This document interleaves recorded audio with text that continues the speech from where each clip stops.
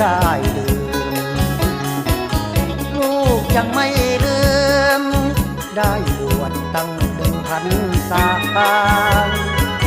ครองไตรจีวรเดี๋ยวนี้ก็สึกออกมาอยากมีเมียแม่จ๋า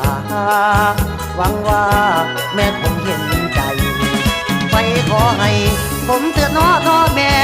ขันบ่ไปยานแย่ตายทีใจรวมที่ตกระวางความรักแสนสิหักหัวใจบ่ไหวแล้วข้าวนี้แม่ที่ลูกสะใภ้ต่อไปก็คงมีหลานผมได้ที่แต่งงานแม่นั้นก็คงสบาย